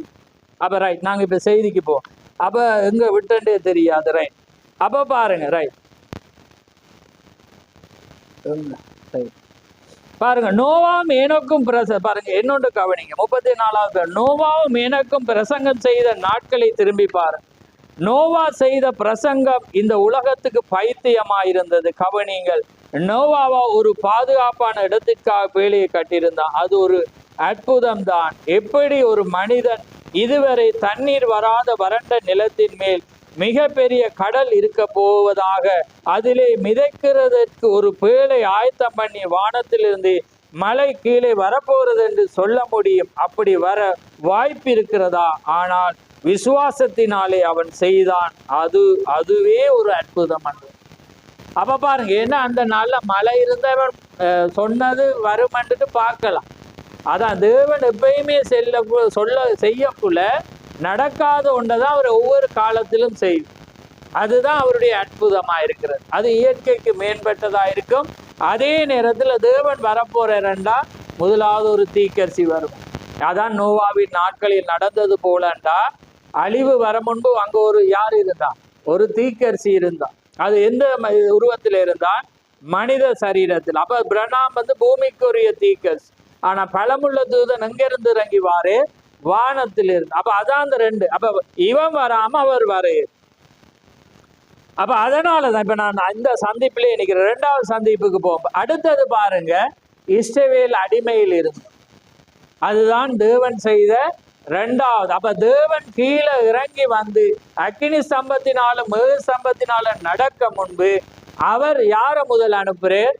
மோசே அனுப்பி. அப்ப அது அந்த அற்புதம் எப்படி இருந்துச்சு?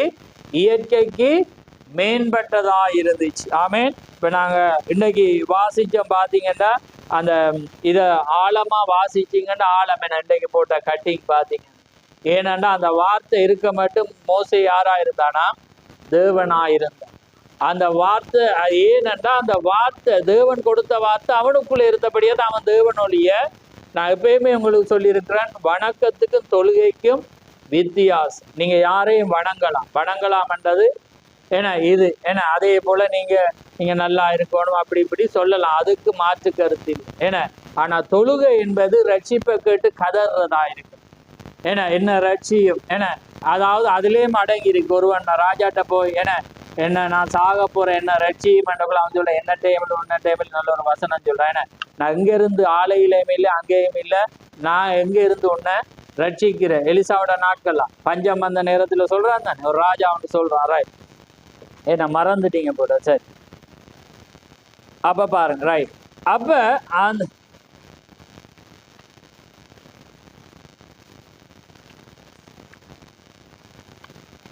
ரைட் இப்ப பாருங்க, இப்பொழுது இஸ்ரவேலர் எகிப்து தேசத்தின் அடிமைத்தனத்திலிருந்து தேவனால் விடுவிக்கப்பட்டு வெளியே வந்த போது என்ன நடந்தது என்று கவனியுங்கள்.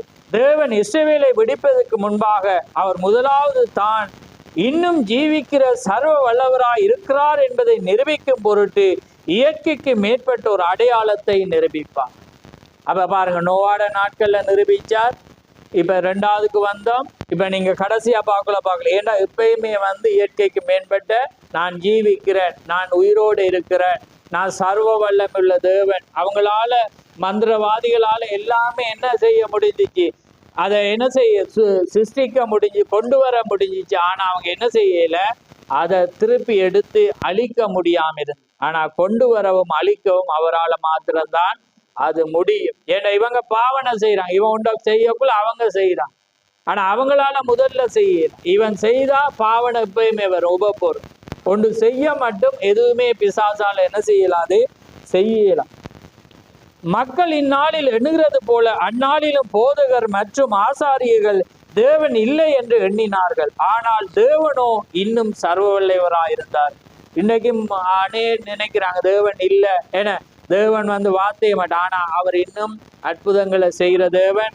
விசுவாசிக்கிறவருக்கு அவர் அற்புதம் செய்கிறவர். இன்னுமே ஜீவன் உள்ளவராக அவர் என்ன செய்கிறார்? இருக்கிறார். ஆனால் தேவனோ இன்னும் சர்வவல்ல அற்புதங்களை நடைபெறுகிறாயிருந்தார். அவர்கள் தேவன் இல்லாமல் போனார் என்று எண்ணி அந்த நேரத்திலே தேவன் ஒரு தாழ்மையுள்ள எளிமையான லேவியின் குடும்பத்தில் இறங்கி ஒரு குமாரனை கொடுத்தார். அவனே விடுதலையை கொண்டான். அந்த சின்ன மோசே சில பாதுகாப்புடன் ஒரு பேழையிலே மறைத்து கொள்ள செல்லப்பட்டான்.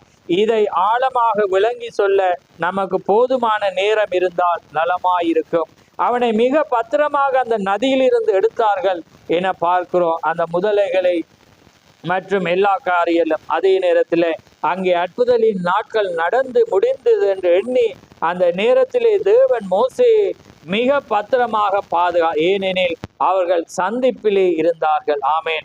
அவர்கள் வார்த்தையை கொண்டிருந்தார்கள். அவரிடம் யோசேப்பின் எலும்புகள் இருந்தது. அவையெல்லாம் சரிதான். அவையெல்லாம் தேவன் ஒரு நாளில் ஜீவித்தார் என்று அவர்களுக்கு சாட்சியாயிரும். என்ன பாருங்க, யோசேப்பு முன்னாக மரிக்கக்குள்ள அவனுடைய எலும்ப பாருங்க. அதான் விசுவாசம். உங்களோட விசுவாசம் மோட்டுத்தனமா இருந்தாலும் அவருடைய நாமத்தில் இருக்கக்குள்ள அவர் கணம்பன். அவங்க என்ன சொல்றாங்க? அந்த இடத்தை விட்டு நீங்க போக்குள்ள அந்த எலும்பை கொண்டு போங்க. அப்ப பாருங்க, அந்த ஜனங்கள் பாருங்க அந்த வண்ணமாக அந்த விசுவாசத்தோடு இருந்தாங்க. இன்னைக்கு கிறிஸ்தவனுக்கு அது என்றாலே என்னன்னு தெரியாம ஒரு காலத்துல நாங்க ஜீவிக்கிறோம். ஆனா விசுவாசம் இல்லாட்டி எல்லாமே செத்த கிரியா இருக்கிறது. ஆமே. தூதனின் சாயலில் கவனிங்க. மோசே தன்னுடைய 40 வயதில் ஒரு நதியோரம் அவன் வனாந்திரத்தில் நின்று கொண்ட ஒரு தூதனின் சாயலில் தேவன் அங்கே இறங்கி வந்தார். அவர் எகிப்தை அழித்து தன்னுடைய பிள்ளையை வெளியே அழைத்து அந்த காலத்தை மாற்றுவதற்கு முன் அவர் பூமியிலே தோன்றிய எளியோரிடத்தும் மற்றும் தேவைகளிடத்திலும் தூதர்களை அனுப்பி அற்புதங்களையும் அடையாளங்களையும் செய்தார். ஆமென். இன்றைக்கும் அதே வண்ணமாக. அப்ப பாருங்க, அது எதை காட்டுகிறது என்றால் நாம் இப்பொழுது காலம் மாறுகிற நேரத்தில் இருக்கிறோம் என்பதையும் சாலை சந்திக்கும் நேரத்தில் இருக்கிறோம் என்பதையும் காட்டுகிறது. மேலும் மகத்தான மாறாத தேவன், மாறக்கூடாதவர், அன்று அந்த காலத்தில் சந்திப்பிலே அப்படிப்பட்ட அதிசயங்களை செய்தார் என்றால் இந்த காலத்தின் முடிவிலும் அதே காரியத்தை செய்வார். பாதாளமும் மிகுந்த சீற்றத்தோடு இருக்கு. அதே போலதான் இன்றைக்கு பாருங்க, அவன் எல்லா அம்புகளோடையும் அவன் என்ன செய்யறாங்களுக்கு எதிராக இருப்பான். ஏன்னா இந்த காலம் அப்படிப்பட்ட ஒரு காலம். ஆமேன். அவன் என்ன செய்ய மாட்டான், உங்களை சும்மாவே வைக்க மாட்டான். ஏன்னா அது ஒன்று இல்லை, ரெண்டல்ல, 200 கோடி அசுத்தாவி ஐப்ராத் நதியில தேவன் என்ன செய்யற அந்த டைம் வரக்குள்ள அவர் என்ன செய்யற கட்டவிழ்க்கிற வேளையில அது முழு இங்கு போய் என்ன செய்யறது பரவி. ஏன்னா குறிப்பிட்ட நாள் தேவன் என்ன செய்த அந்த டைம் வர மட்டும் கட்டி வச்சு. ஆனா ஏதேன்ல பார்த்தோம் என்ன விழுந்து போன தூதர்கள் அவங்க என்ன செய்யறாங்க, ஏவாளுக்குள்ளாக போறார். அதான் நான் போய் இப்பதான் ஞாபகம் பொய்யில போய் எங்கேயோ போயிட்டு வந்துட்டோம் என்ன. அப்ப அதே மாதிரி இன்றைக்கும் அந்த வண்ணமாக தேவனுடைய காரியங்களுக்கு நீங்க அந்த வண்ணமாக பொய்ய செய்து காரியங்களை செய்து நீங்க நடப்பீங்கண்டா நிச்சயமாக அந்த பிசாசு இன்றைக்கும் அந்த அடிச்சுவடி தீக்கர் சொல்றது போல பிரணாம் கூடாரமே காயின் இங்க இருக்கிறான், காயினுடைய அடிச்சுவடி இங்க இருக்கிறண்டா, இங்க அவன் பல காயின் இருப்பது அதிக நிச்சயமாய். ஆமேன். அவன் என்ன செய்வான், தன்னுடைய காரியம். மோசே அந்த புதரண்டையிலே போனான். இது நாங்க அடுத்ததுக்கு போறோம். இது காலம் மாறுதலின் நேரம், சந்திப்பின் நேரமாயிருந்தது. அடுத்தது நாங்க பார்க்கக்குள்ள சோதோமுக்கு வர போறோம். ரைட். 3வது வர வேளையில நாங்க சோதம். இப்போ முதலாவது பார்த்தோம் நோவாவினுடையது, 2வது யாத்திரை மோசேனுடையது, 3வது இந்த 3ஐ நம்ம கடைசியா நேரம் இருந்தா பார்ப்போம். மேட்சிங் பார்த்தீங்கன்னா அப்படியே இருக்கு. ஆமே. அந்த டைம்ல என்னென்ன நடந்துச்சோ அது எப்பயுமே மாறாது. பாருங்க. ஆனால் சமயம் வந்தபோது லோத்து தன்னுடைய பெரிய கூட்டாத்தாரை அவனோடு அழைத்து சென்று சோதோம் கொமராவிலே கூடியேறினான். ஏனெனில் அங்கேதான் அவர்கள் பிரசித்தி பெற்றவர்களாகவும் மிக சிறந்த நிலங்களை கொண்டவர்களாயும் இருக்க முடியும். ஆனால் ஆபிராமோ தேவனுடைய சித்தத்தில் தரித்திருந்து வறட்சியான நிலத்தை எடுத்து கொண்டான். அவனும் அவனுடைய அழகான மனைவியாகிய சாராலும் தேவனுக்கு சேவை செய்யும்படி அந்த வறட்சியான இடத்திலேயே தங்கி இருந்தன. இப்ப காலத்தின் சந்திப்பு வந்த வேளையில சாய்ஸ் வருது, நன்மை தீமை வருது. ஏதேன்ல வந்த மாதிரி அது எப்பயுமே மாறாது. ஏன்னா மனிதனுக்கு எப்பயுமே உரிமை இருக்கு. தேவன் எப்பயுமே சுயாதீனத்தை வச்சிருக்கு. இன்றைக்கும் அதே சுயாதீனம் இருக்கு. நீங்க தேவனை நம்பி தேவனுக்காக வர போறீங்களா அல்லது தேவனை விட்டு உலகத்தை நேசிக்க போறீங்க? எது இப்ப உலகம் ரெண்டையுமே என்ன செய்யறது, அது வச்சிருக்கு. அப்ப அந்த காரியத்துல தேவன் எப்பயுமே என்ன செய்யறார், அந்த காரியம் எப்பயுமே ஏன்னா அதான் உலகம். அப்ப அது எப்பயுமே என்ன செய்யாது, மாறாது. ஏன்னா இந்த காலம் பிள்ளைகள் துவக்கம் எல்லாரும் சுபாவ அன்பில்லாதவராக, தகப்பன் தாய்க்கு விரோதம், கணவன் மனைவிக்கு விரோதம், சவுளுக்குள்ள விரோதம், கொலை பாதகங்கள். ஏன்னா அன்றைக்கு கொலை செய்தாங்க. அன்றைக்கு சவுளுக்குள்ள என்ன செய்யறாங்க, வார்த்தைக்குள்ளாக என்ன செய்யறாங்க, அவண்டு காரணமின்றி பகைக்கிற எல்லாமே என்ன செய்யற ஒரு காலத்துல நம்ம இருக்கிற வேளையில இன்றைக்கு பிள்ளைகளுக்கு என்னன்றே தெரியும். அதான் நான் அன்றைக்கு தட்டின பாருங்க, தூதர்கள் வந்துட்டாங்க. நாங்க இப்ப இன்றைக்கு மாதிரி ஜதார்த்தமா பேசுங்க. தூதர்க்குள்ள எங்களை போல ஒரு என்ன சாதாரண மனிதர்ல சொன்னாங்க, உங்களுக்கு யாராவது இல்லையா ஏன்னா அழிய போதனக்குள்ள இவன் பார்க்கிறான். சரி எந்த புள்ள ஏன்னா அது என்ன போல இருக்குமென்று நினைச்சிட்டு அவன் நினைக்கிறான். 2 பிள்ளைகளும் 2 ஆணை பார்த்துட்டான். அப்ப பார்த்தோன்னு அவங்க என்ன செய்யறாங்க, என்ன போல இருக்குமென்று அவன் போய், நான் இப்ப பேசுறது ஆதியாகமம் 19:15 வீட்டை போய் வாசிச்சு அவங்க என்ன செய்யறான், மருமகன் மாரோட பேசுறான். வாங்க ஞானஸ்தானம் எடுப்போம், எங்களோட முறையில தான் கட்டினாதான் பாஸ்டர் செஞ்சு தருவேன். ஏன்னா அது மாதிரி அவங்க என்ன செய்யறாங்க, பேசக்குள்ள அவங்களுக்கு எப்படி இருந்துச்சா, இன்னைக்கு பிள்ளைகள் பாருங்க அதே காரியம். ஏன்னா பிள்ளைகள் இதுக்குள்ள வளர்க்கப்பட்டாலும் இன்னைக்கு ஏனென்றா நீங்க எதையும் நினைக்க வேணாம், லோத்தின் நாட்களை லோத்தின் மனைவிய நினைச்சுக்கணும். பாருங்க, இந்த சத்தியத்திலே பிறந்து வளர்ந்து இதுக்குள்ளேயே பிறக்கக்குள்ளேயே பிறந்து இருந்த பிள்ளைகள் இன்னைக்கு பாருங்க வடிவா சொல்றேன், எனக்கு வாசிக்க நேரம் இல்லை. ஏன்னாண்டா பாருங்க, நான் இப்போ வாசிப்போம் டைம் இருந்தா.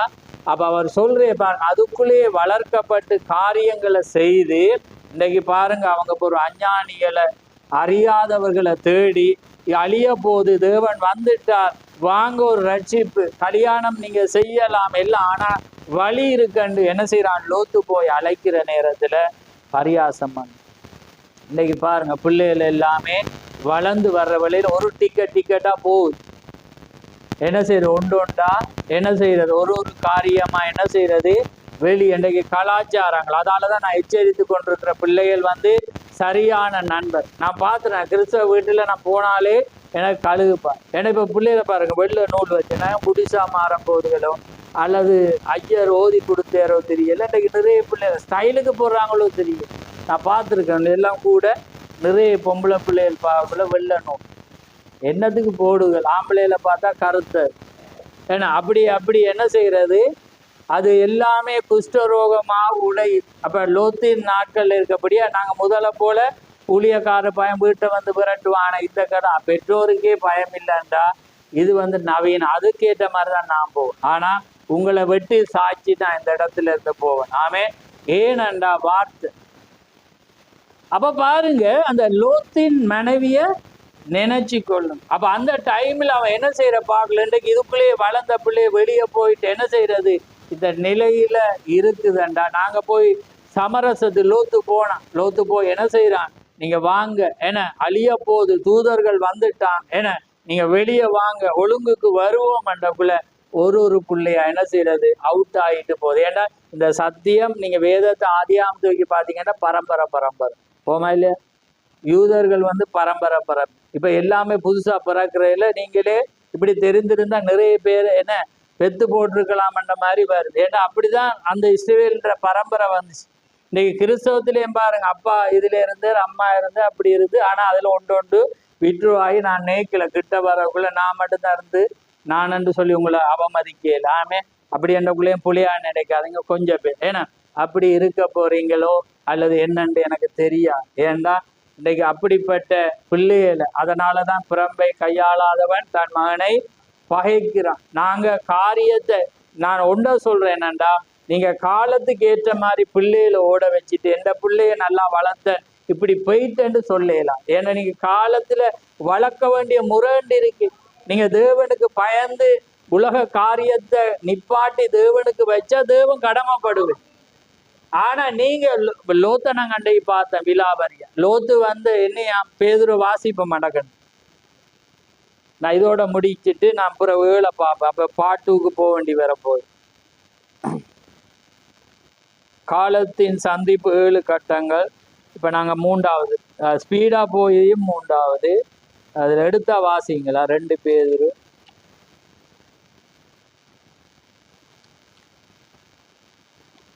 நினைக்கு ரைட், அந்த எடுத்துட்டேன். 2 பேதுரு 2ஆம் அதிகாரம் அந்த லோத்த வாசிங்க.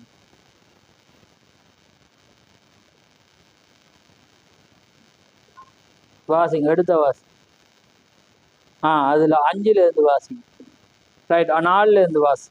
பாவம் செய்த தூதர்களை தேவன் தப்ப விடாமல் அந்த சங்கிலிகளினாலே கட்டி நரகத்திலே தள்ளி நியாய தீர்ப்புக்கு வைக்கப்பட்டவர்களாக ஒப்பு கொடுத்து பூர்வ உலகத்தையும் தப்ப விடாமல் நீதியை பிரசங்கித்தவனாகிய நோவா முதலான 8 பேரை காப்பாற்றி அவபக்தி உள்ளவர்கள் நிறைந்த உலகத்தின் மேல் ஜலப்பிரளயத்தை வரப்பண்ணி சோதோம் கொமோரா என்னும் பட்டணங்களையும் சாம்பலாக்கி கவிழ்த்து போட்டு ஆக்கினைக்குள்ளாக தீர்த்து பிற்காலத்திலே அவபக்தியாய் நடப்பவர்களுக்கு அவைகளை கிறிஸ்தாங்கமாக வைத்து அக்கிரமக்காரர்களுக்குள் வாசமாய் இருக்கையில் அவர்களுடைய காமவிகார நடக்கையால் வருத்தப்பட்டு நாள்தோறும் அவர்களுடைய அக்கிரம கிரியைகளை கண்டு கேட்டு நீதியுள்ள தன்னுடைய இருதயத்தில் பாதிக்கப்பட்ட நீதிமானாகிய லோத்தை அவர் ரட்சித்திருக்க கர்த்தர் தேவ பக்தி உள்ளவர்களை சோதனை நின்று ரட்சிக்கவும் அக்கிரமக்காரர் அப்படியே நிப்பாடுங்க பாருங்க. இப்ப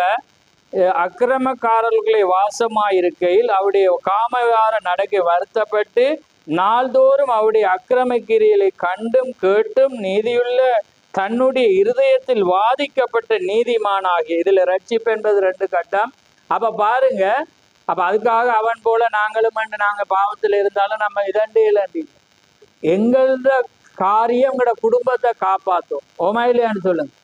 அப்ப நாங்க நாங்க ஒருவருடைய தவறு மற்றவர் என்ன செய்யுது, பாதிப்பை கொண்டது. அப்ப இவன் என்ன செஞ்சிருக்கோட நான் சொல்லல, தீக்கரிசி என்ன சொல்றேன், இவன் ஆபிராமோட இருந்திருக்கணும். அல்லாது அவன் என்ன செய்யறது, ஆபிராம் என்ன சாய்ஸை முதல் கொடுக்கல, இவன் நல்லதை பார்த்து என்ன செய்யறான், தெரிவு செய்யறான். அப்ப இவன் என்ன செஞ்சிருக்கணும், புலன்ட்டு அதுலயே இல்லாம அதுல இருந்து வெளியே வந்திருந்த அந்த பிள்ளைகள் தப்பு இருக்குமா இல்லையே?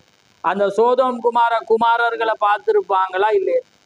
ஏன்னா பார்க்காம என்ன செஞ்சிருப்பாங்க, இருந்திருப்பாங்க. இவன் என்ன செஞ்சான், அதுல பெரிய ஆளா இருந்தான், மனைவி பெரிய தலைவியா இருந்தான். இது எல்லாமே விட்டு வராதபடினால என்ன நடந்துச்சு, அதுலேயே இருந்தாங்க. ஆனா தூதர்கள் வந்து அழைச்சாங்க, அவங்களுக்கு தெரியும் அழிவு வரப்போதண்டு, இவருக்கும் புலன்னு தெரியும் தான். ஆனா நாங்க என்ன செய்யறோம், பிள்ளையில சின்ன வயசுலயே ஜீன்ஸ் அடிக்க விட்டுட்டு அது ஒரு அடக்கம் என்று சொல்லி போடு. இப்ப புள்ள விட்டு போன பிற்பாடோ அல்லது இனி பிள்ளையாக போப்பதன்றக்குள்ள ஐயோ நான் நல்லா வளர்த்தேன்னு நம்ம சொல்லவே இல்லை. நீங்க அன்றைக்கு பிறம்பெடுத்து அடிச்சு கடவுளுக்கு வளர்த்திருந்தா தேவன் இன்றைக்கு உங்களுக்காக நின்று அந்த பிள்ளைய பாதை சேச்சுக்கு அடிச்சு அல்லது ஒரு காரியமா செய்து உலக காரியம் உனக்கு போனாலும் பரவாயில்ல, தேவன் ராஜ்யத்துக்கு வா, தேவன் ஒன்றுலேயும் உன்னை உயர்த்துவேரண்டு அப்படி சொல்லி வளர்த்திருந்தா தேவனுக்கு அதுல கைவிடுற தேவன். நீங்க உலக நியதியில சட்டபூர்வமா நின்றா தேவன் உங்களுக்கு அனுப்ப, அது மாற்று கருத்தே இல்லை. ஆனா நீங்க பொதுவான ஒரு சில பேர் ஒரு வைராக்கியத்துக்கு அதுக்கு தேவன் பார்க்க மாட்டேன். நீங்க தேவனுக்காக உண்மைக்காக நின்றா தேவன் உங்களை பாதுகாக்க. தேவன் நீதிமொழியில நேற்று ஒரு இடத்துல அதுல நீதிமொழியில அவர் சொல்றேன், கத்தரை நம்புறவனுக்கு திட நம்பிக்கை உண்டா, அவனுடைய பிள்ளைகளுக்கும் அடைக்கலம் கிடைக்கும். கத்தரை நம்புறவனுக்கு திட நம்பிக்கை உண்டு, அவனுடைய பிள்ளைகளுக்கும் அடைக்கலாம். தேவன் அவனுடைய ஆத்மாவை மரண கண்ணிக்கு தப்பி வைப்பார். அப்ப பாருங்க, அதுதான் வேதம். அப்ப இதுதான் லோத்துக்கு நடந்தது. லோத்து இந்த 3 பேரையும் இழக்கிறதுக்கு காரணம் பிளண்டு அப்பாவுக்கு தெரியுது. அப்பா இதை கண்ட்ரோல் பண்ணு விளங்குதா, அதை கண்டிச்சு அதை தாண்டி போனா என்ன செய்யலாம், அதுக்கும் கூட்டு வர இருக்கு. அது நீங்க யாரும் செய்ய போறது இல்லை, அதுக்கும் ஒரு வழி இருக்குது. அவனை உள்ள கொண்டு வர, அதை செஞ்சா நான் பொல்லாதவனா மாறிடுவேன். அதை எத்தனை பேருக்கு சொல்லி பொல்லாதவனா இப்பயும் இருக்கிறான். ஆனா அதுக்கும் வேதம் இருக்கு, அவங்களையும் கொண்டு வர இருக்கா இல்லையா, வேதத்துல இருக்கு. யாரு, நீங்க சொல்லியும் கேட்டு அதை தாண்டி போறவங்களுக்கும் தேவன் வச்சிருக்கு. ஆனா அது மாமிசம் கூட அன்பு, ஐயோ தேவன் அடிச்சா பொல்லாத அடியா இருக்குமென்றதால அந்த டாபிக்கு வார விளங்கு, அது உண்மையும் வாரை. அப்ப தேவனுக்கு ஒரு காரியத்தை சொல்லி கொடுக்குற, அப்ப அது தேவனுக்கு செல்லுபடி. அப்ப நீங்க தேவனோட தேவனை குறை சொல்லாது. ஆமே, தேவன் நீதி உள்ளவராயிருக்கிறார் அவர். அப்ப இதுதான் இன்றைக்கு. அப்ப இந்த காலத்துல இது இருக்கு. ஏன்னா இயேசு என்ன சொன்னேன், இந்த கடைசி நாட்கள்ல யார் மனுஷகுமாரன் வெளிப்படும் நாட்கள்ல லோத்தின் மனைவியை நினைச்சு, இப்பதான் நீங்க டெய்லி அவைய நினைக்கும். ஆமே, மாறி நினைச்சிடாங்க. நான் சொன்னா அவையே என்ன நினைச்சு ஆண்டு இதால தானே அவ இழந்து போனேன், நான் இப்படி வச்சிருக்கேன், இப்படி பிள்ளைய வளர்க்கிறேன்னு, ஏன்னா இப்படி நடத்துறேன்னு, ஏன்னா இப்படி காரியம். இப்ப நாளைக்கு அவர் வருவேறண்டா உங்க பூமியில நீங்க எதுவுமே உங்களை கொண்டு போவார். ஆமே, ஆனா தேவனுக்காக நின்றா தேவன் எதையுமே செய்யும். ஆமே, அதை தான் நீங்க சொல்லி வளர்க்கணும், ரத்தத்துல ஊற வைக்கணும், அதை விளங்காட்டி நீங்க மண்டையில ஆணிய வச்சாவது அடிச்சு புரிய வைக்கணும். அப்படி இல்லாட்டி ஓடுகாலியை நீங்க என்ன செய்யணும், திரத்தி வைக்கணும். என் பிள்ளைகளுக்கு அப்படி கொடூரமான வார்த்தையை பேசிதான் நான் வைக்கிறேன். அதை தாண்டி அதை கடந்து போனா அது எனக்கு தெரியாது. ஆமே, ஆனா நானாக தான் இருப்பேன்டா. ஒவ்வொரு சேலஞ்சிலையும் தேவன் எனக்கு பாஸ் பண்ணி வர வைச்சார். ஏடா நான் எடுக்கும் காலத்துல அதை எல்லாமே அந்த தன்மையில எதிராக இருந்தது. ஆனா அந்த ஊழியத்துல அந்த சபையில அப்படியாக நான் செய்து வர்றத நீங்க அறிஞ்சிருக்கிறீங்க. அந்த கட்டத்தை நான் அவங்களோட அந்த ஸ்தானத்துல தாண்டிட்டேன். ஆனா இனி வரப்போற கட்டம் எனக்கு தெரியாது. ஆனா அப்பையும் நான் அப்படி இருப்பேன் என்று நான் வாக்கு, தேவன் அதை செய்வார் என்று நான் வாக்கு நான் கொடுக்க இயலாது. அதை தேவன் மனிதன் மாறிடுவான். ஆனா தேவன் அதை பாதுகாப்பேன்னா, நான் இது வைராக்கியத்துல சொல்றேன்னா, உண்மையா சொல்றேனா என்பது தேவனுக்கு தெரியும். நான் வைராக்கியத்துல சொன்னா அது செல்லுபடியாது, அது மாறி. ஆனா உண்மையாக உத்தமத்தோட செய்த அந்த தேவன் பாதுகாப்பு இல்லை. அது நியதியில இருக்குமானா அது தேவன் அதை கொண்டுதான் என்ன அமர்த்த வெளிக்கிடணும்டா. அந்த அவமானத்தை நாங்க தாண்ட நானும் நீங்களும் தயாராயிருக்கணும். ஆனா நாங்க தேவன் பக்கம் சாயும் போது தேவன் எங்களுக்காக எங்களோட குடும்பத்தை அவர் ரட்சிக்க வல்லவரா. அப்ப இந்த காலத்துல உங்களோட குடும்பத்தை நீங்க இருக்கிற நிலைய லோத்தின் மனைவி வச்சு நினைங்க. ஏன்னா உங்களுக்கு யாரும் யாரையும் கொண்டு போயலாம். தனியே வாங்கி குடும்பமா வரையிலன்னு நம்ம கேட்க போறதும் இல்லை. எனவே புள்ள வரலன்னு கேட்கல. உங்களோட ரட்சிப்பை நீங்க பாதுகாத்து, அதுதான் எனக்கு சொல்ல தெரியும். ஆமே, நீங்க வர்ற வேலையில தேவன் மிச்சத்தை செய்வேன். உங்களோட நறுங்குண்டு குமுறலோட வாங்க. ஆமே, வந்து நீங்க வைராக்கியத்தோட இல்லாம ஆண்டவருக்காக ஒரு ஆத்தும பாரத்தோட இருக்கக்குள்ள தேவன் அதை மாத்துவார். நீங்க மனரம்மியமா இருங்க, எந்த குறையும் பார்க்காம தேவனை பாருங்க. தேவன் நிச்சயமாய் வல்லவராயிருக்கும். அதனால நாங்க யாவரும் கண்களை மூடுவோம். நன்றி ஆண்டவரே, நன்றி கதாவே, எமக்கு ஸ்தோத்திரம். ஆண்டவரே சர்வலவரே, எமக்கு கோடான கொடி ஸ்தோத்திரம். நீதி தேவனே, எமக்கு ஸ்தோத்திரம். ஆண்டவரே நேற்று மீண்டும் மாறாதவரே, எமக்கு ஸ்தோத்திரம். ஆண்டவரே அப்பா பிதாவே, எமக்கு ஸ்தோத்திரம் ஸ்தோத்திரம். ஆண்டவரே நன்றி கதாவே, எமக்கு ஸ்தோத்திரம் ஸ்தோத்திரம் ஸ்தோத்திரம். மகா பரிசுத்தமுள்ள பிதாவே, இந்த மகிமையான அந்த நேரத்துக்காக உமக்கு ஸ்தோத்திரம். ஆம் கதாவே, இந்த மகிமையான அந்த நேரத்திலே, காலத்தின் சந்திப்பின் நேரத்திலே, லோத்தின் மனைவிகள் என்ற ஆண்டவரே ஒரு கோணத்திலே நாங்கள் பிரசங்கிக்க நீர் எங்களுக்கு உதவி செய்த மேலான அந்த கிருபைக்காக உமக்கு ஸ்தோத்திரம். ஆம் கதாவே, இந்த பூமியிலே உலகம் முடிகிறதுக்கு முன்பாக நீர் 7 சந்திப்புகளில் நீர் வருகிற தேவனாயிருக்கிறீர். ஆம் கதாவே, அந்த சந்திப்புகள் எல்லாம் நடந்தேறி விட்டதா, அல்லது எந்த சந்திப்பிலே நாங்கள் இருக்கிறோம், எந்த சந்திப்புக்கு முன்பாக நாங்கள் கடந்து போக வேண்டும் என்று இந்த நாட்களிலே நாங்கள் ஆராய்ந்து எந்த ஜங்ஷன்லே நாங்கள் இருக்கிறோம், அங்கே முடிவு வந்து விட்டதா, நாங்கள் செல்ல வேண்டிய இடத்துக்கு எப்படி திரும்ப வேண்டும் என்ற இந்த காரியங்களை குறித்து இம்மட்டு நேரம் நீர் எங்களோடு பேசின அந்த கிருபைக்காக உமக்கு ஸ்தோத்திரம். ஆம் கதாவே, நீர் இரக்கமுள்ள தேவன் என்பதை நாங்கள் இன்னும் அதிகமாய் விசுவாசிக்கிறோம். ஏனென்றால் நீர் இரக்கமுள்ள தேவனாய் இருந்தபடினால்தான் இந்த நேரத்திலே இதை பேசினீர்.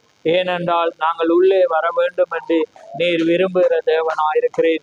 ஆனால் உலகமோ யாரை விழுங்கலாம் என்று அவன் வகை தேடி சுற்றி திரிகிற வேளையிலே கத்தாவே, நாங்கள் உமக்காக நிற்போம் என்ற அந்த வாஞ்சியோடு கத்தாவே நீர் எங்களை வைத்திருக்கிற கிருபைக்காக உமக்கு ஸ்தோத்திரம். ஆண்டவரே, இந்த வார்த்தைகள் ஆண்டவரே இது எங்களுடைய உணர்ச்சியோடு நின்று விடாத வண்ணம் இந்த வார்த்தைகள் உம்முடைய ஆவியோடு கனெக்ட் ஆகி கத்தாவே நாங்கள் அதை விசுவாசத்தோடு காத்து கொள்ள நீர் எங்களுக்கு அந்த விசுவாசத்தை அதிகமாய் கொடுத்து கத்தாவே எங்களை நீர் பாதுகாக்கும்படியாக எங்கள் யாவரையும் உம்முடைய சமூகத்தில் ஒப்பு கொடுக்கிறோம்.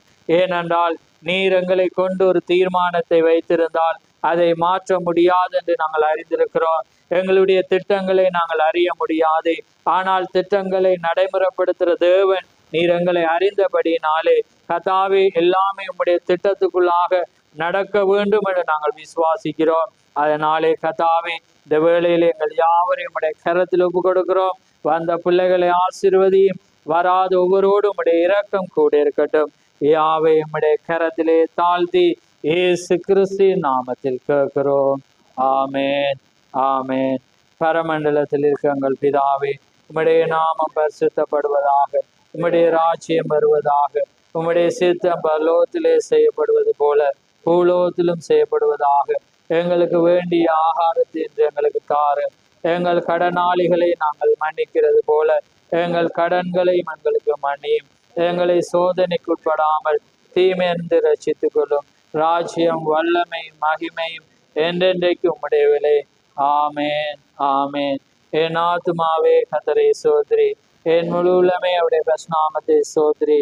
என் ஆத்துமாவே கர்த்தரை சோதரி, அவர் செய்த சகல உபகாரங்களையும் மறவாதே. ஆமேன் ஆமேன். கர்த்தர் தாமே உங்கள் ஒவ்வொருவரையும் ஆசீர்வதிப்பாரா.